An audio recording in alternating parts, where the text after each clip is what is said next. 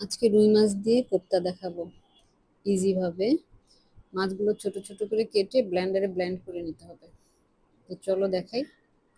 প্রথমে ওই যে লবণ, মরিচের গুঁড়া, জিরা, গোলমরিচের গুঁড়া, তারপর হচ্ছে শাহি মশলার গুঁড়া, কর্নফ্লাওয়ার, পেঁয়াজ বেরেস্তা সব দিয়ে মাছটা ব্লেন্ডারের সাথে একসাথে মিক্স করে তারপরে ভেজে নিয়েছি।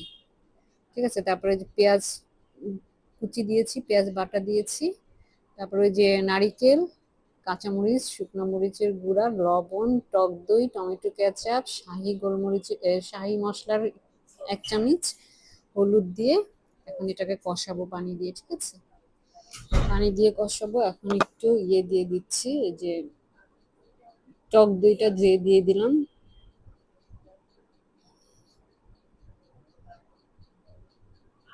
এখন পরিমাণ মতো পানি দিব। পরিমাণ মতো পানি দিয়ে যে ভেজে রেখেছিলাম কোপ্তাগুলো দিয়ে দিব।